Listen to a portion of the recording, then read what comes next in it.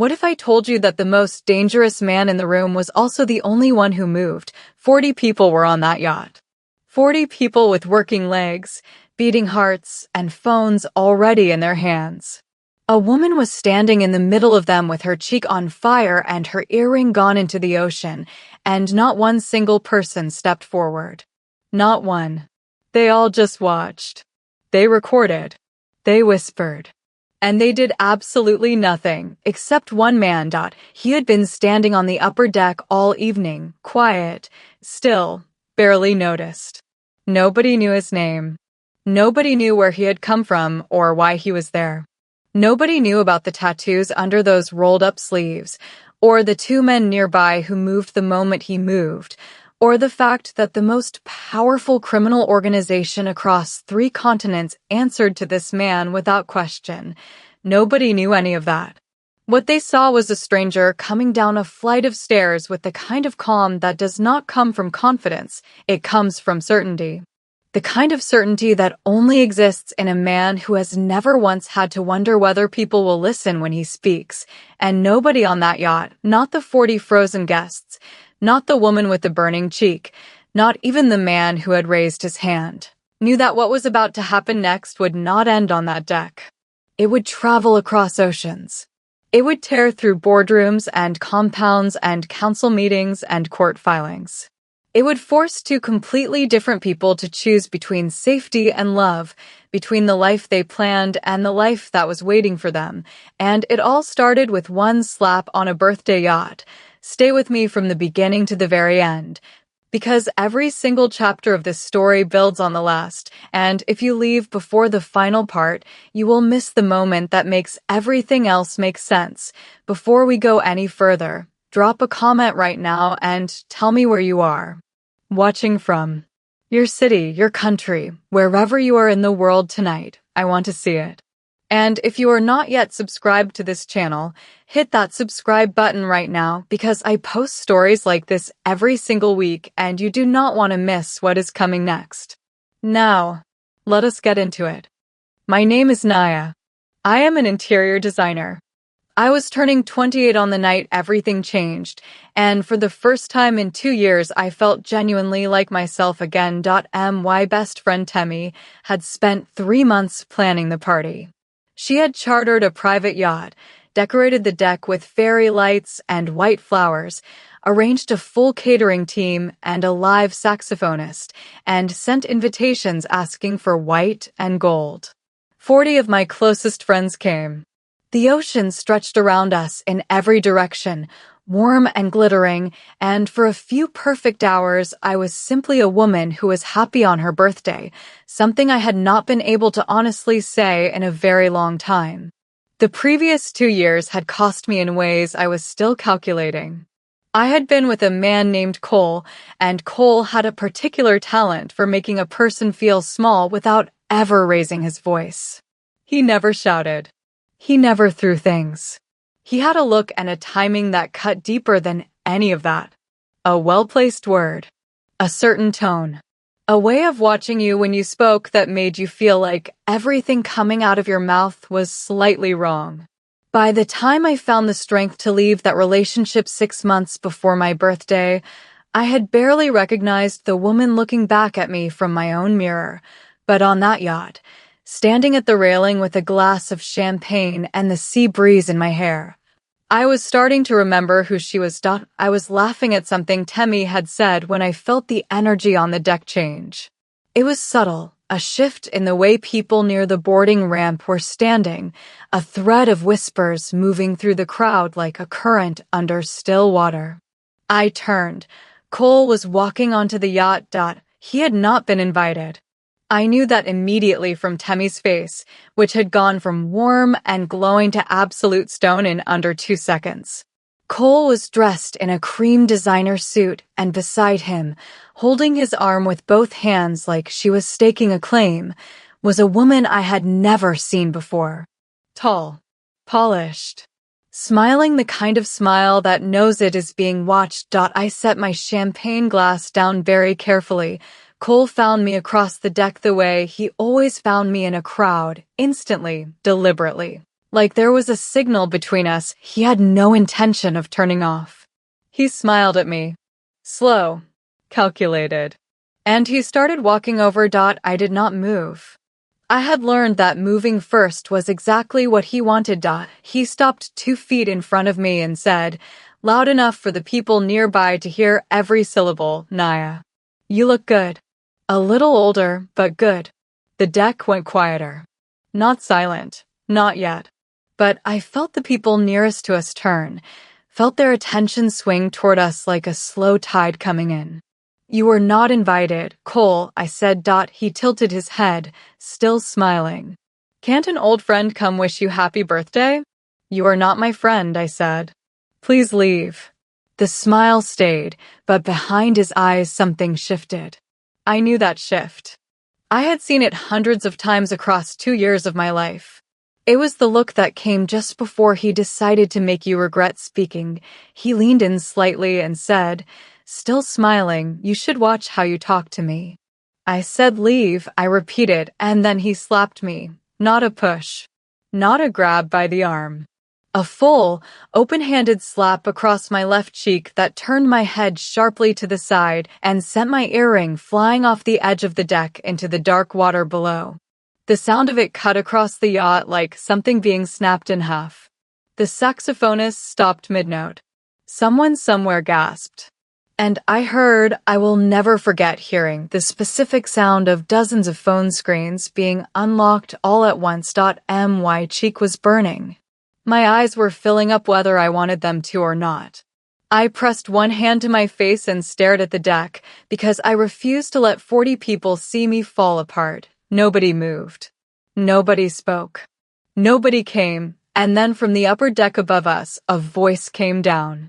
It was not loud. It was not angry. It was calm in a way that was worse than either of those things. Step away from her. Now. I looked up. Standing at the upper railing with both hands gripping the rail was a man I had noticed at the edge of the party earlier without thinking much about him. Korean. Tall. Broad-shouldered in a simple black shirt with the sleeves rolled up to his elbows, dark intricate tattoos visible on both forearms, climbing toward his neck. He had been standing near the back all evening, barely speaking to anyone, holding a drink he never seemed to finish, watching the water with the quiet patience of someone who was waiting for something he already knew was coming. Now he was watching Cole. His face was completely still. Not angry still. The particular stillness of a man who has already decided what happens next and is simply giving the other person a moment to figure it out. Cole turned slowly, preparing the look he used on men he had decided to dismiss. Who are you? The man descended the stairs without hurrying, without looking at anyone else on the deck.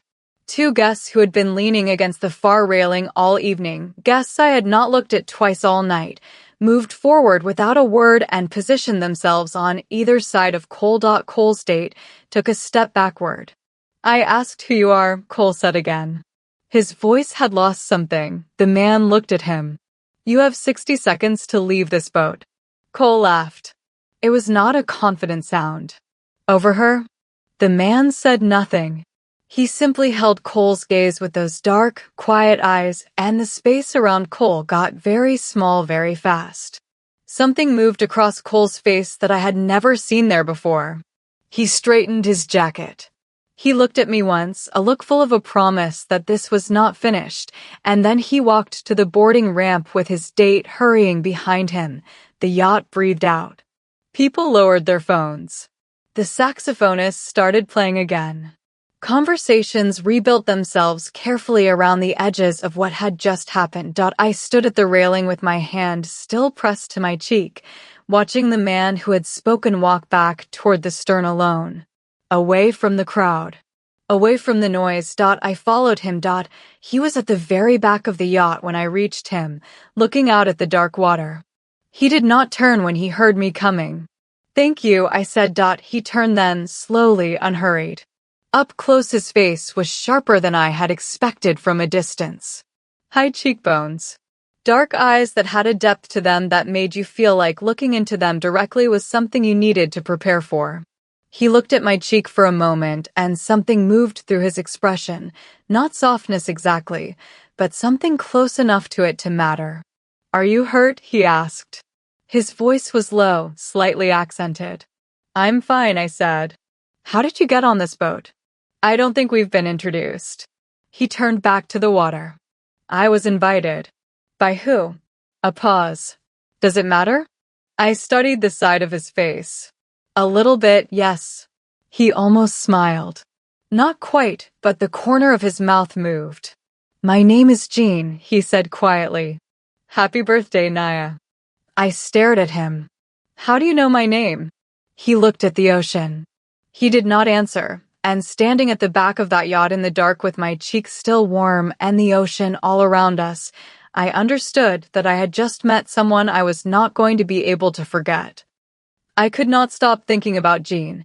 For 3 days after the party, he lived in a corner of my mind that I could not clear. I had his face memorized without meaning to, the particular stillness of it. The way he had looked at Cole like Cole was a minor inconvenience that needed removing before he could return to more important things. I had met confident men before. I had met men who performed confidence loudly, who wore it like a costume they had bought for an occasion.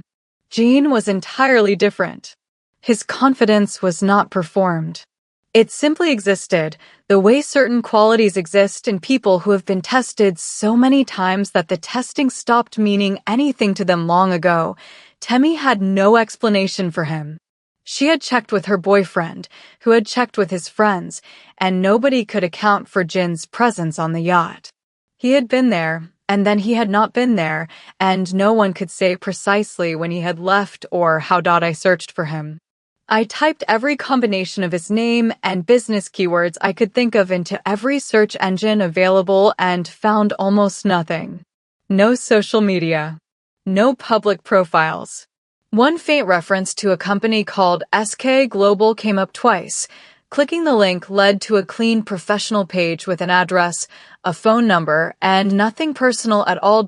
On the 4th day after the party, I was at my design studio overseeing the final stage of a hotel lobby project when my assistant knocked and said I had a visitor. Jean was standing in my studio doorway in a dark jacket and dark trousers, holding a small paper bag from the cafe 2 streets down.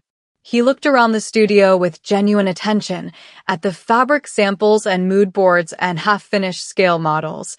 The way a person looks at a space when they are actually interested in it and not simply waiting for it to be over. "How did you find my studio?" I asked. "I asked Temmie," he said simply.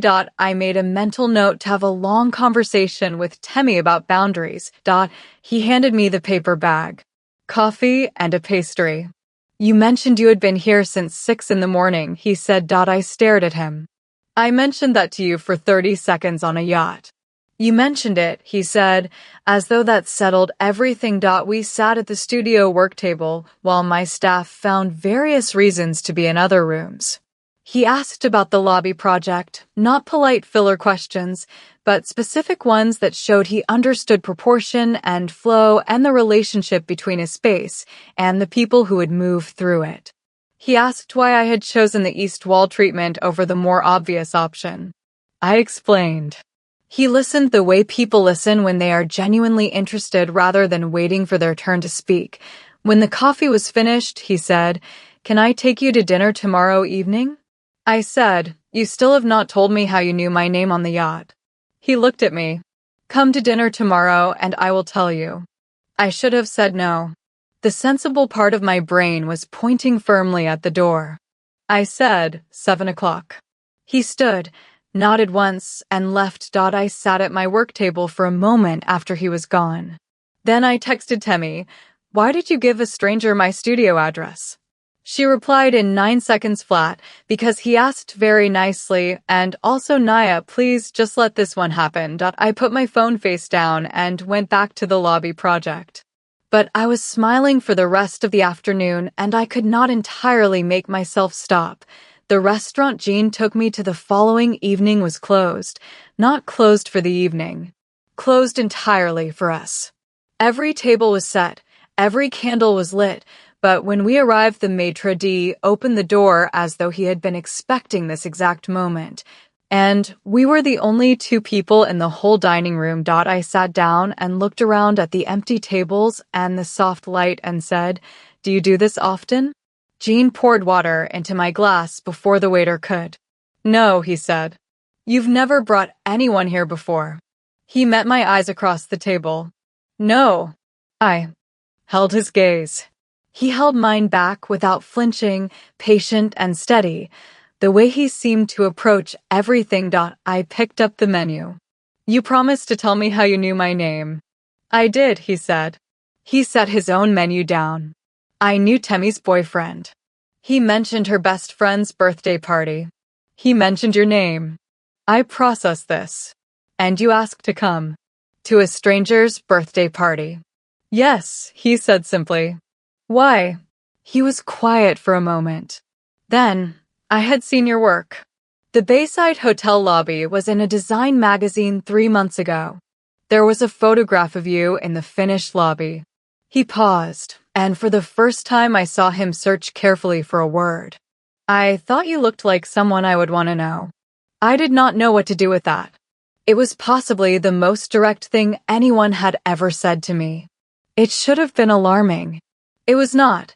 The food came in beautiful courses, and Jean explained each dish without making it a lesson.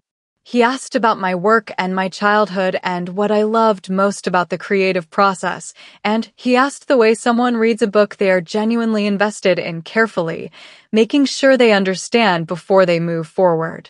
When I asked about SK Global, he said import, export, asset management. I pushed gently. He redirected smoothly. But at the end of the evening, he held my face briefly in his hands when he said goodnight and said, "Same time next week?" I said, "Thursday. I choose the restaurant." He almost smiled again. "Thursday," he said. I went home and told myself I was being cautious. I was not being cautious. I was already looking forward to Thursday more than I had looked forward to anything in a long time. Cole came to my studio 4 days after the yacht. I was alone when he arrived, my assistant was at lunch, and my junior designer was on a site visit. Cole knocked once and walked straight in, which was entirely Cole. He moved through the world like every door was already open for him, and it was simply a matter of proceeding through. I looked at his face, and the smile left mine immediately. His left eye was swollen and bruised dark purple. His lower lip was split. His right hand was wrapped in a white bandage that covered 3 fingers. "What happened?" I said carefully. He crossed the studio and stood at the far side of my work table. He was trying to arrange his face into its usual controlled expression and not quite managing it. "Your new friend happened," he said. My stomach tightened. "I don't know what you mean." "The man from the boat." Cole leaned forward on both hands. 2 men came to my car 2 days ago. They did not say his name. They said nothing at all. They just made it extremely clear that putting my hands on you was a decision I was going to keep paying for. "I did not ask him to do anything," I said. "I know you didn't," Cole said. "That is exactly what frightens me." He pointed at me across the table. "Naya, I know you. You are going to get caught up in this man because he made you feel safe on that boat. But safe and dangerous are not opposites. Sometimes they are the same thing wearing different clothes." He straightened. "Stay away from him. I am telling you this sincerely." I looked at Cole for a long moment. I studied the fear underneath his controlled expression. I thought about 2 years of that face making me feel like everything I did was slightly insufficient. And I noticed something new. Cole was not standing in my studio to protect me. Cole was standing in my studio because he was frightened, and frightened people need to feel like they still have influence over something. "You need to leave," I said. "And Cole, if you come here again without an invitation, I will call the police." He straightened his jacket.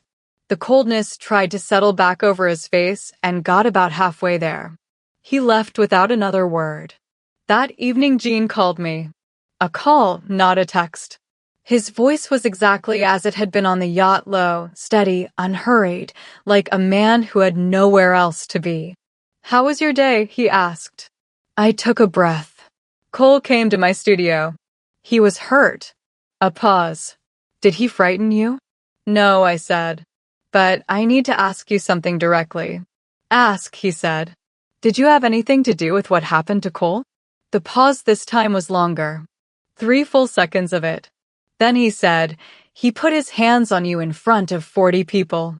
Did you expect me to do nothing?" I sat with that for a long moment.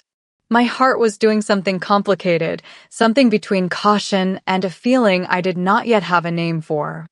"I don't need anyone fighting for me," I said. "I know that," Jean said. "That is not why I did it." "Then why?"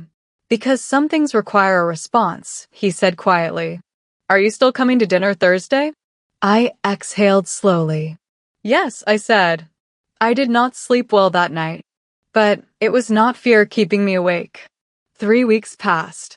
I told myself every other morning that I was being careful, keeping appropriate distance, taking my time. The truth was that I was seeing Jean almost every day, and every day the distance shrank a little more without either of us pushing it. He learned the names of everyone on my staff within the first week. He showed up at my site visits, never intrusively, never demanding attention, just present in the back of a construction dust space in his dark clothes, watching me work with the same quiet attention he gave everything. He remembered every small thing I mentioned. A week after I told him I had been meaning to visit a gallery on the east side, he called on a Tuesday morning and said there was an evening showing Thursday and had I seen the latest collection. One rainy afternoon, we were caught in a downpour outside a street market. He pulled off his jacket and covered me with it, and we ran for a covered doorway and ended up laughing in a way that felt like something opening rather than something performed. Water dripped from his hair. My shoes were soaked.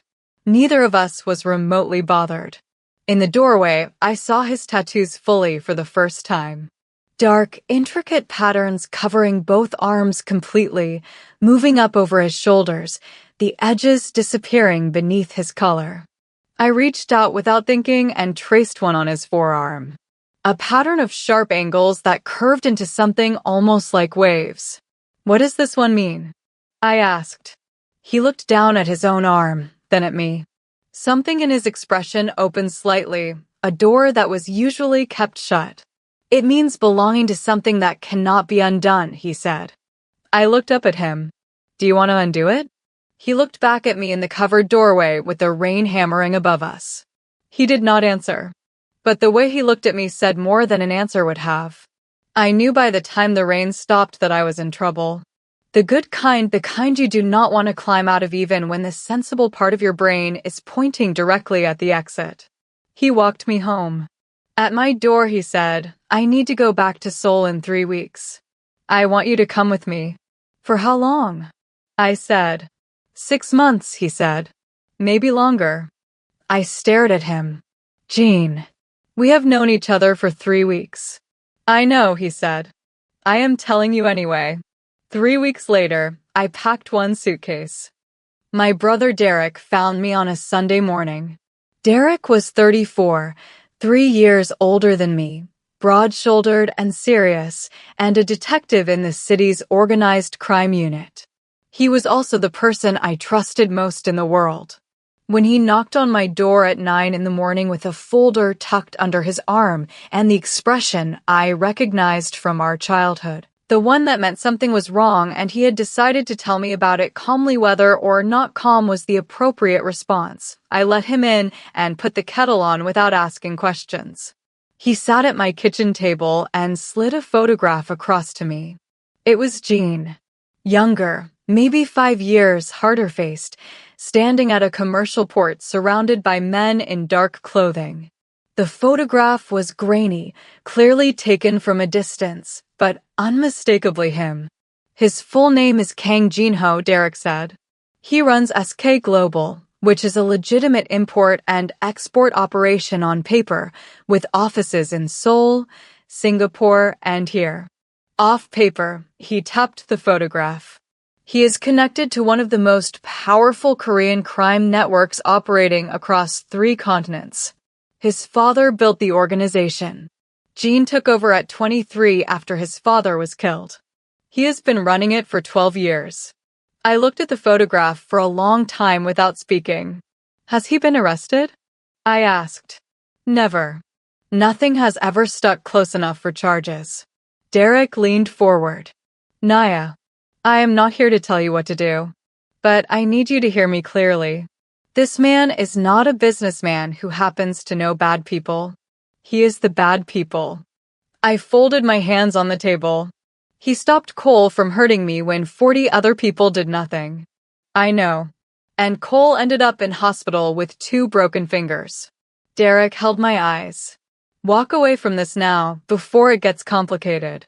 That evening Jean came to my door with food and a small terracotta plant because I had mentioned in passing that my apartment needed more green things. He stood in my doorway holding both items and looked at my face with that precision of his that always noticed too much. Something happened today, he said. My brother came to see me, I said. He understood what that meant without needing it explained. And, he said. I stepped back to let him in. Come inside. I did not say what Derek had told me to say. I watched Jean set the plant on my kitchen windowsill and plate the food, and I thought about the yacht stairs and the rain doorway and 3 weeks of being seen clearly by someone who seemed genuinely interested in what they saw. I stayed quiet and I made the choice, for the second time in as many weeks, to stay. He proposed 8 days later. We were sitting at my apartment table after dinner. He had cooked a full Korean meal that had filled my apartment with warmth, and he set down his tea and said, I want you to come to Seoul as my wife. I put my cup down slowly. Jean, I know how it sounds, he said. Do you? Because it sounds like a proposal after 3 weeks. It is, he said. He reached into his jacket pocket and set a small box on the table between us. He did not open it. He left it there and looked at me steadily. I have never wanted to bring anyone into my life before. I have had reasons for that. Some of those reasons still exist. But you, a pause. That rare search for words. You make me want to try. I called Temi. She screamed for 45 seconds. I called Derek. He said absolutely not. I sat with my notepad and wrote lists and crossed them out and wrote them again for 3 days. On the 9th day, I packed 1 suitcase and went to Jin's door. He opened it and looked at the suitcase beside me, and for the very first time I saw him smile fully. Not almost. Not nearly. A real, complete smile that changed his whole face, made him look younger and lighter and entirely human. Are you sure? He said. No, I said honestly. But I'm here. We were married at a quiet registry office that afternoon before our evening flight, just us, 1 witness from Jin's circle, and a civil officer who moved through the paperwork with calm efficiency. On the plane, somewhere over the Pacific with Seoul still hours away, I looked at the ring on my finger and thought, what have I done? Then I looked at Jean sleeping beside me, 1 tattooed hand resting open on the armrest, and I thought, something brave. Seoul was nothing I was prepared for. The house was not a house. The car turned through a gated entrance and I saw the size of it, a large compound set back from the road, walls, landscaped grounds, a staffed security post at the gate. The inside was modern and precise, every room large and immaculate. Staff appeared when we arrived. They bowed. Jean spoke in Korean, then switched to English and introduced me as his wife. Every face in that hallway adjusted carefully at that word. Jin's right-hand man was named Sam, compact, mid-30s, a face built for giving nothing away. He welcomed me with formal respect. I understood within 30 seconds that he was assessing everything about me and that he would not tell me what he concluded. 3 days after we arrived, a spare room on the east side of the compound had been converted into a proper design studio, drafting table, supplies, northern light through floor-to-ceiling windows. Jean had arranged it without telling me and without asking to be thanked. On our 5th evening, I set down my chopsticks and said, "Jean, what exactly do people fear about you?" He poured more tea into my cup. He took his time. "Everything," he said finally. I held his gaze. "But not me." "Never you," he said. "Not once." Madam Kong arrived on a Tuesday morning without calling ahead.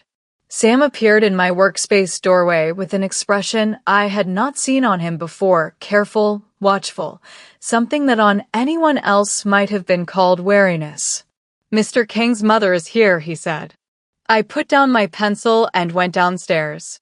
She was in the entrance hall when I came down, and she was everything her son was in terms of commanding a room without effort, absolute and still, filling the space without needing to try. Early 60s. A cream suit. Silver hair pulled back with a precision that looked effortless and was clearly anything but. She looked at me for 3 full seconds before speaking. Then she turned to Jean, who had appeared from the study, and spoke rapidly in Korean. I understood none of it, but I understood tone precisely, and the tone was sharp and unhappy and controlled. Jean answered in the same language, but his voice had something underneath it I had not heard before, quiet, but reinforced with iron. Madam Kong turned to me and switched to English so perfect it had no accent at all. "So you're the woman my son married without informing his family," she said. "How very modern of him." "It is nice to meet you, Madam Kong," I said. She looked at me the way a surgeon looks at a scan, searching for the problem before the pleasantries. At dinner, she made observations. About culture. About the role of a wife in their world. About what Jin's position required of the person beside him. Each comment was precise. Each one was designed to find a crack and see what came out of it. I answered every single one clearly and without flinching. When she suggested that adjusting to Korean expectations would take considerable time for someone from my background, I said pleasantly, "I have always found that competence translates across cultures, Madam Kong." A silence landed on the table. Jean looked at me and something warm moved through his expression. That night, after his mother retired, Jean and I sat on the rooftop terrace and he said, "You handled her better than anyone ever has." "She doesn't scare me," I said. He was quiet. "She should," he said. "She scares everyone, including me." I found Sam in the compound library at midnight 3 nights later. He was sitting with a book he was not reading, a glass of something amber on the table. I sat across from him and said, "Tell me who Jean really is." "All of it." Nothing softened. Sam studied me for a moment. Then he put the book down. He talked for 40 minutes. He told me Jin's father had built the organization over 30 years, legitimate shipping layered over with criminal operations until they were impossible to separate.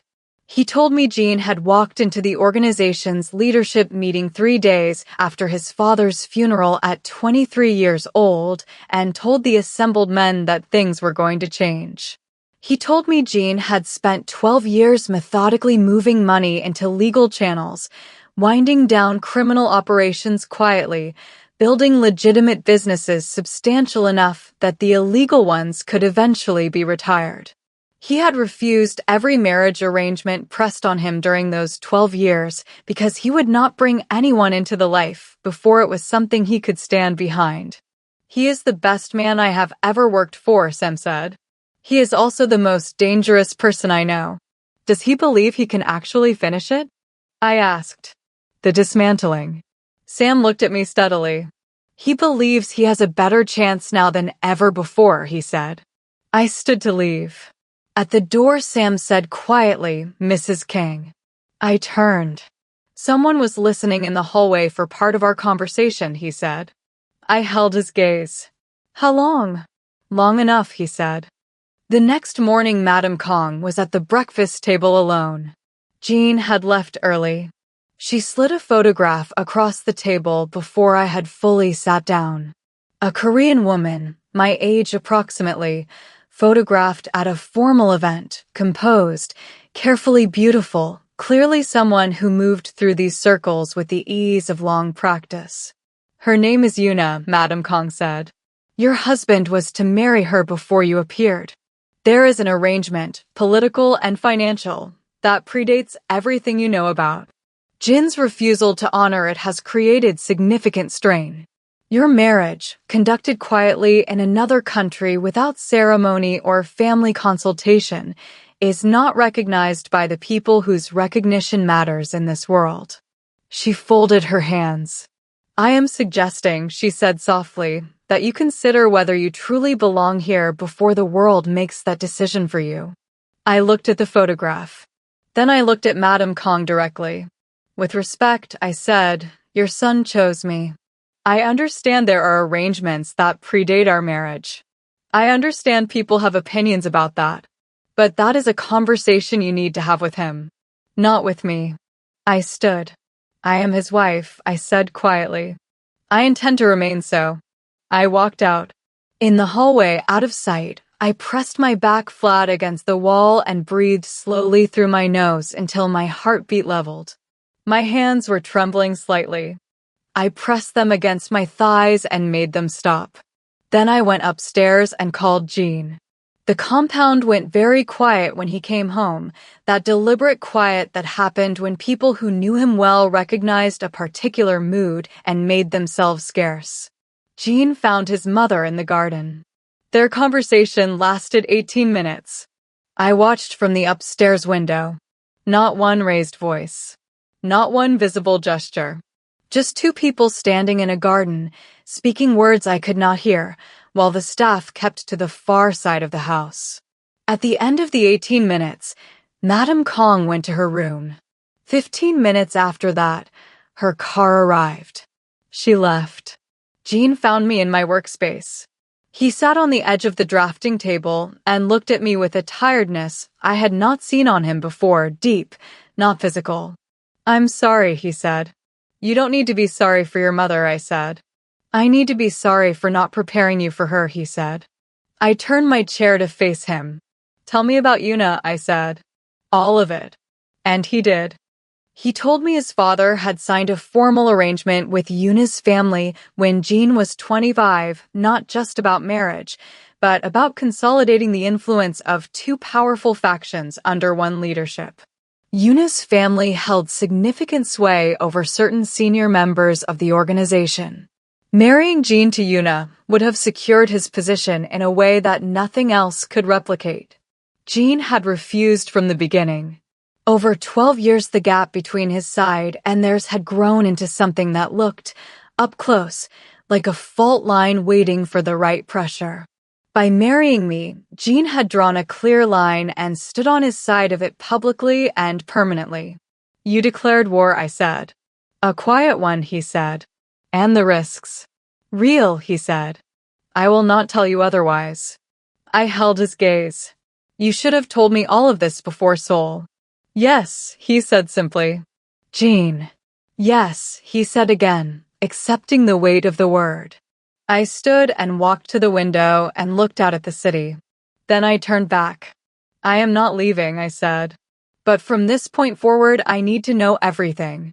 Not filtered, not softened. Everything. He stood and crossed the room and stopped in front of me. He looked at my face for a moment the way he sometimes did, like he was making sure I was real. Everything, he said. I promise. He pulled me close, and I pressed my face against his chest and listened to his heartbeat, steady and even, and thought about fault lines and what it meant to choose a side of one. Temmie called me the following Thursday morning, and her voice was 6 notes higher than normal, which in Temmie's case meant something was seriously wrong. Cole had been talking. More than talking, he had been telling people that my marriage was not real, that I had gone to Seoul under some kind of pressure, that Jean was dangerous and I needed help. He had found a journalist willing to write about it. The story was being prepared. More than that, Cole had filed a formal police report claiming Jean had threatened his life on the yacht. The case had been assigned to a detective in the organized crime unit. That detective was Derek. I sat with the phone pressed to my ear and felt everything fold in on itself. Gene came into the room while I was still processing it. He read my face. He was extraordinary at reading my face and waited. I told him everything. He sat completely still while I spoke. When I finished, he said, "Your brother is a good detective." "He is," I said. "And he will do his job properly." "I know," Gene said. He did not seem alarmed. He seemed to be calculating. "Cole is not doing this because he cares about you." "No," I agreed. "He is doing it because you are the only target he has left." Gene stood. "I will not ask you to do anything with your brother," he said. "This has to move the way it moves." Derek flew to Seoul without telling me until he was already at the airport. I met him at arrivals, and he held me for a long time before saying anything, which told me everything about how worried he had been even when he was being professional about it. The meeting between Derek and Gene was the most loaded room I had ever sat in.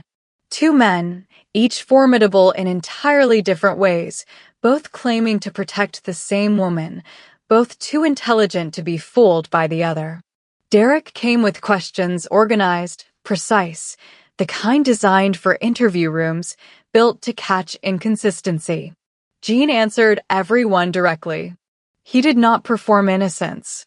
He did not soften anything. He told Derek what his organization was, what it had been, and what he was working to make it. He told him exactly what had happened on the yacht and what had happened to Cole afterward, without apology and without evasion. Derek stayed 2 days. He moved around the compound and watched. He watched Gene step back and let me handle a contractor conversation about the workspace without involving himself. He watched Gene bring me tea at my drafting table at midnight. He watched the way Jin's body orientation shifted subtly every time I walked into a room. On the second evening, I found Derek on the terrace with a glass of water, looking at the city lights. "Say it," I said. He was quiet for a moment. "He is not what I expected," he said. "No," I agreed. "He is still dangerous, Naya." "I know that." Derek turned to face me. "Are you genuinely happy?" I thought about it properly before I answered. "Yes," I said. "Genuinely." He went home. He dropped the case. Cole called Derek 17 times in one afternoon when he found out. Derek answered the last call and said 2 sentences I was not present for and which apparently ended all further contact. When I asked Derek what he had said, he told me I did not need to know. I let it go. Yuna was at a formal business dinner 6 weeks after Derek's visit. Jean had told me she would be there, and I had dressed accordingly. A deep green dress, hair up, the kind of outfit that communicates intention without announcing it. She spoke to Jean in Korean for most of the evening. She touched his arm twice. The second time, Jean moved smoothly and naturally and turned to draw me into the conversation, switching the whole table to English without explanation. After dinner, she found me in the corridor and told me there was a history between herself and Jean that went beyond what an outsider could fully understand. I looked at her steadily. "I understand there is history," I said. "Jean made a choice. He chose me. That is a conversation for you and him, not you and me." She looked at me for a long, calculating moment. Then she said, "You should ask your husband about the agreement his father made before he died. Ask him what resisting it has cost him." She walked away. I stood in the corridor and let the words settle. Then I went to find Jean. My car was run off the road on a Wednesday. I was returning from a meeting with a local architect, a professional meeting I had arranged entirely through my own contacts, something Jean had no involvement in. The driver assigned to me was experienced and reacted fast. The car came from a side street and struck the rear quarter panel hard enough to push us into the curb at speed. I was not seriously hurt. A bruised shoulder. A cut above my eyebrow from the window frame. I sat in the back of the car with my hand pressed to my forehead and watched people gather on the street and thought with a strange, distant clarity, someone tried to hurt me. Gene arrived at the hospital before I had finished being examined.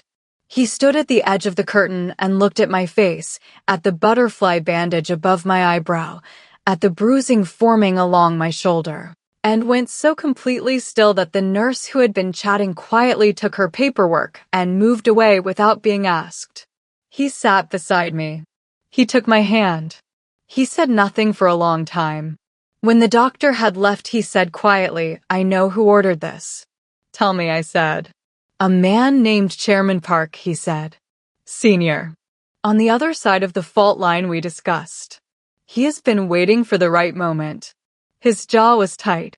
"He believes you are the weakness in my position." "Then he doesn't know me," I said. Gene looked at me. Something fierce and complicated moved through his expression. "No," he said. "He does not." The compound transformed that evening. More security at the gate. Different routes planned for every movement. Sam within range of me whenever Gene was not. I watched it all happen, and I was not afraid. I was cleaner in my thinking than I had been since we arrived in Seoul. Chairman Park had made a specific mistake. He had tried to frighten me away from Gene. What he had actually done was show me exactly where the threat was located and what form it took. I had a clear view of it now, and I had been paying attention since the day I arrived. Since Seoul, I had been quiet and watching and filing what I learned. I had noticed which senior figures visited the compound and what they spoke about and what their expressions did when certain subjects came up. I had noticed that 3 specific men had grown visibly uncomfortable under Park's influence over the previous year, not hostile to Gene, but restless, looking for a reason to move. I requested meetings with each of them separately. Quiet meetings in places Park was not watching. I did not threaten. I did not beg. I sat across from 3 powerful men who had every reason to underestimate the new foreign wife, and I laid out what I knew about Park's instability and what I believed the next 18 months could look like if they positioned themselves correctly now. 2 committed immediately. The 3rd asked for 48 hours. When Sam discovered what I had done, and Sam discovered everything eventually, he went directly to Gene. Gene stared at Sam for a long moment. "She secured 2 of them?" "All 3, Sam said. A pause. "In how long?" "1 week. Another pause. "She did in 1 week what I have been trying to do for 8 months. Sam looked at him evenly. "Yes," he said. "She did." That evening Gene came to my workspace. I was at the drafting table working on a residential project I had taken on for a staff member's family, something I had chosen because I wanted to stay creatively active and because the work itself mattered to me regardless of context. He stood in the doorway looking at me. "Sam told you," I said without turning around. "He did," Gene said. "Are you angry?" He was quiet for a moment. Then, "I am in awe of you." I set down my pencil and turned. "Park underestimated both of us," I said. I wanted to use that. Gene crossed the room slowly and stood in front of me. He looked at my face the way he did when something had surprised him completely, and he was still adjusting to it. "We are going to finish this," he said. "Together." "Yes," I said. "We are." Chairman Park called a formal council 2 weeks later, a gathering of all senior figures, the kind that had not happened in years. His stated purpose was a leadership review. His real purpose was a vote to remove Gene. The meeting was in 5 days. The compound became something I had not seen before, a controlled intensity, Gene and Sam moving through meetings and calls from morning to late at night, alliances being tested and confirmed or found hollow. Gene slept 4 hours a night. He ate when I put food in front of him. On the 3rd night at 2 in the morning, I found him at the kitchen table staring at a list of names, his eyes red with tiredness. I made him lie down on the study couch. I sat with him until his breathing slowed into sleep. In the morning he said, "You should not have to be part of this." "You said we would do this together," I said. "That means I am part of this." He reached across the kitchen table and took my hand. His thumb moved across my knuckles slowly. Naya, he said. Yes, I love you. He was not a man who said large things lightly. I had understood that about him from early on. The words arrived in the quiet kitchen with the full weight of someone who had been certain for a long time and had finally decided that certainty was reason enough. I love you too, I said. I have for a while. He held my hand across the table.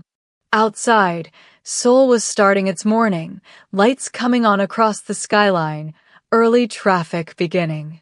Inside we sat in the kitchen and breathed the same air and did not let go. The vote was in 2 days. The council met in a private room in a building downtown that belonged to one of the organizations holding companies. Jean and I arrived together. I was not permitted in the room for the vote.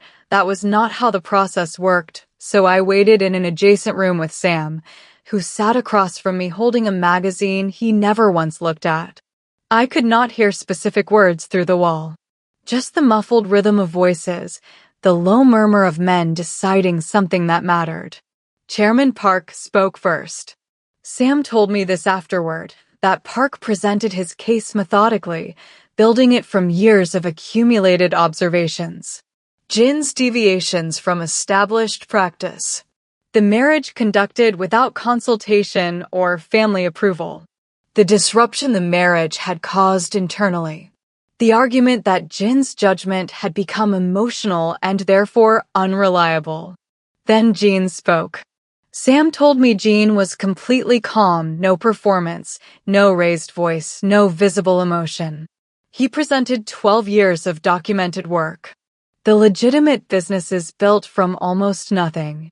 The criminal operations quietly wound down one by one. The money redirected into legal channels. The organization's reduced exposure to prosecution risk. He presented a 5-year projection, what the organization would look like continuing on his path versus what it would look like reverting to Park's approach. Numbers. Facts. Evidence assembled by a man who had known this vote was coming and had been building toward it for over a decade. And then the 3 members I had spoken to stood. They declared their support for Jean together, publicly, which mattered because doing it together removed the risk any one of them would have carried doing it alone. And then one of them placed a folder on the table. Inside it were 4 years of financial records that Park's faction had believed were deeply buried, redirected funds, quiet misappropriation from the organization's legitimate earnings. The kind of evidence that changed a leadership dispute into a question of fundamental trust. That folder had come through a contact I had cultivated during my separate workspace meetings in the weeks before the vote. I had handed it to Jean 2 nights before the council. He had sat at the kitchen table and looked at it, and then looked at me and said, "Where did you get this?" "It does not matter where I got it," I had said. "What matters is what you do with it." He had done exactly what it needed. The vote went to Jean. Chairman Park was escorted from the room. Sam appeared in the doorway of the waiting room and looked at me and said, "It is done." I sat back in my chair and exhaled for what felt like the first time in a week. 3 weeks after the vote, Cole made his final move. Before Park's network had fully collapsed, Cole had been fed information through contacts he did not understand traced back to Park's people, fragments about Jean, about the organization, about the council timeline. When Park fell, Cole found himself holding that information with no protection and no exit. He panicked the way frightened people panic and made the decision that panic always produces. He went bigger instead of stopping. He went to the press with everything. Jin's full name, the organization, the marriage, the yacht. All of it packaged for a journalist who had been waiting for something substantial enough to run. Derek called me at midnight. The story would be published in 10 hours. Jean sat at the kitchen table across from me and listened to everything. His expression did not change once. He made one call. His legal team filed an injunction within the hour, a technical block on specific claims that required source verification the journalist could not produce before the deadline. Simultaneously, three of Cole's largest business partners were contacted by their boards overnight. All three dissolved their contracts before sunrise, citing compliance reviews. When I looked into those companies the following week, their investment structures traced through layers of legitimate holdings back to SK Global. The story ran that morning, truncated, legally hedged, missing its sharpest claims, with the kind of liability rider that made editors nervous about how they positioned it. It landed with the impact of a door closing in an empty room. Cole texted me. The message was long, part rage, part something that might have been a version of regret, part blame arranged to look like accountability. I read it twice. I handed the phone to Gene. He read it. He looked up at me. He blocked the number without a word and handed the phone back. Is that the last of it? I asked. From him, yes, Gene said. Good, I said. I put the phone face down on the table and left it there. Madame Kong returned to the compound a week after the council vote. She arrived in the afternoon and asked to speak with both of us together. She sat in the reception room with the careful posture she always carried and told us she had known about Chairman Park's intention to move against Gene and against me for several weeks before my car was run off the road. She had received information through her own channels. She told us she had come to Seoul in the first days after my arrival not out of spite, but because she had wanted me to leave before Park could use me as leverage, before I could become the instrument through which Gene was damaged. Her methods had been wrong. She said this directly, without decoration. She turned to me. The formality was still there. It would probably always be there between us. But underneath it, something had changed. You have more strength than I credited you with, she said. That was my error. I accepted this with the same formality she delivered it, because I understood that was what she needed from me. I appreciate you telling me, I said. Something in her expression settled into a new shape, something more at rest. Gene watched the two of us from across the room with an expression I had never seen on him before. Something that looked like a man finally putting down a weight he had carried for a very long time. Spring came to Seoul and the compound changed. Not structurally, the walls and the gate and Sam's quiet presence were all exactly as they had always been. But the atmosphere was different. The particular held-breath quality that had lived in every room since I arrived had finally, slowly, exhaled. Staff spoke more easily. Meetings happened without the weight beneath them. The mornings felt like mornings instead of preparations for something. Madame Kong visited twice a month. She and I had developed something that was not friendship yet, but was genuinely no longer opposition. It was a mutual respect between two direct women who had both decided that pretense was a waste of time they did not have. She asked about my work with specific interest. I asked about her travels. We drank tea at the kitchen table and talked about things that had nothing to do with the organization, and I believed we were both relieved by that. Yuna aligned her family's interests with Jin's faction after Park's removal. She and I were never going to be close. But at a business function in April, she approached me and we spoke for 6 minutes about a design project her firm was commissioning. Her tone was entirely professional. I matched it. When we parted, we both nodded, and that was all either of us needed it to be. I opened a Seoul branch of my design studio. Gene had offered to help. I had told him I needed to do it myself. He had stepped back immediately and without resistance, which was one of the things I had come to love most about him, his ability to want to do something for me and choose my capability over his instinct. The studio was in a neighborhood I had chosen myself, in a building with good north light and a view of the street below that reminded me of being home. I hired a Korean design partner named Jisoo, who was sharper and more opinionated than anyone I had worked with before, and we disagreed productively about almost every project from the first week. My first Seoul commission came through a family connected to the organization's legitimate side. Then a hotel group whose director had seen my work through a mutual contact. Then a restaurant, then a private residence, then another hotel.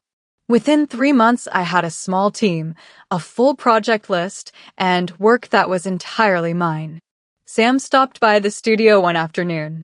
He stood in the center of the open-plan space and looked around with that careful attention he gave everything.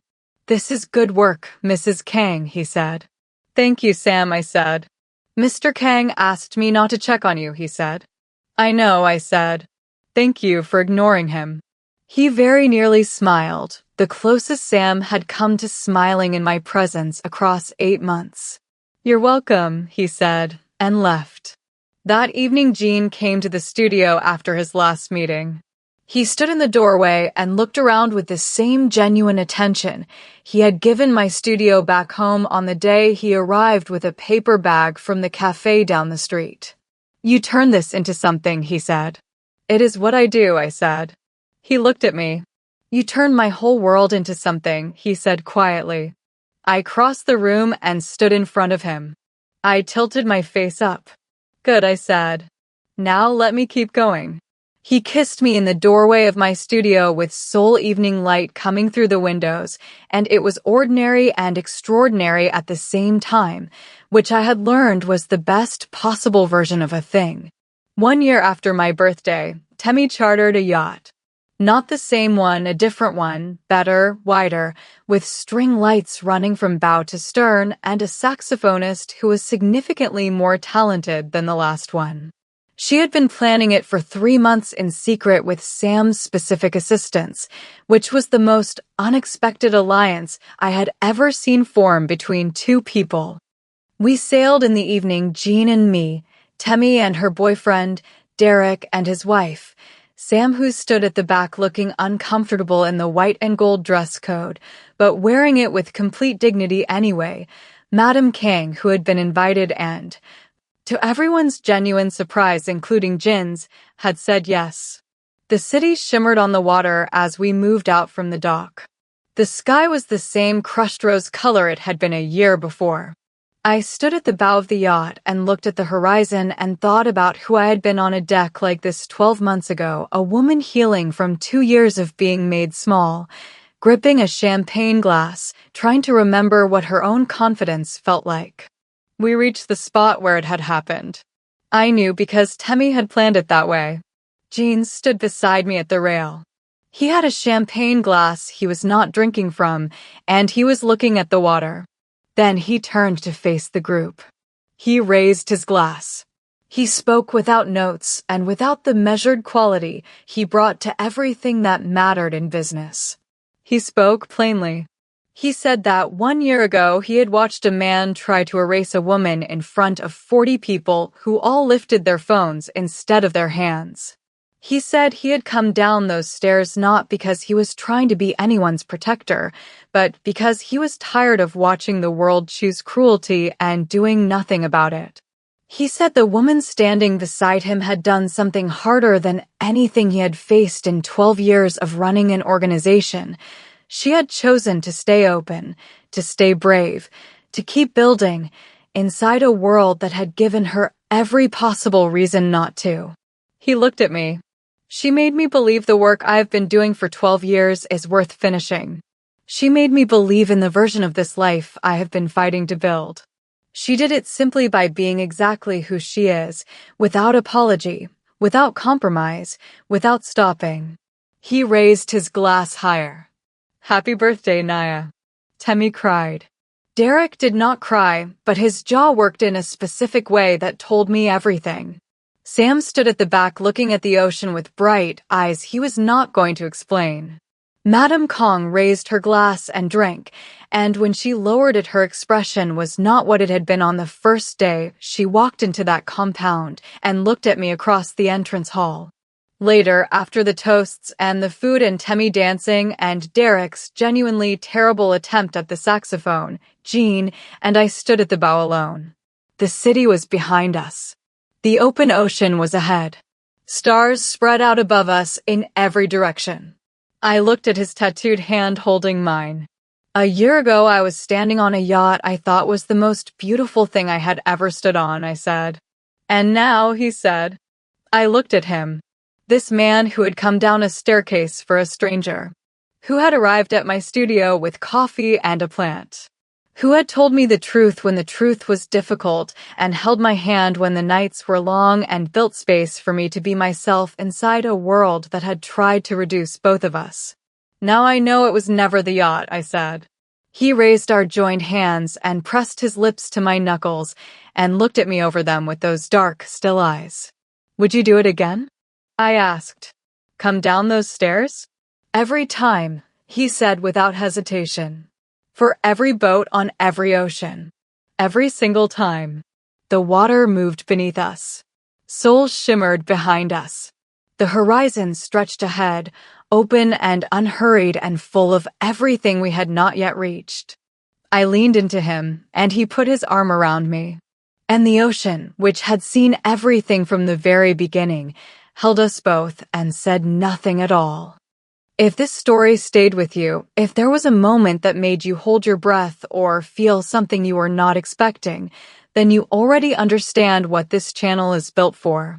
Every single week, I bring you stories exactly like this one. Stories with real emotion, characters you will not forget, and twists that arrive before you see them coming. Stories that make you feel something long after you finish reading. Hit the subscribe button right now so you never miss one. Share this with someone who needs a great story today. You already know who that person is. And drop a comment below and tell me where you are watching from. Your city, your country. I read every single comment, and I want to know where in the world this story found you. Thank you for staying until the very last word. The next story is already waiting for you.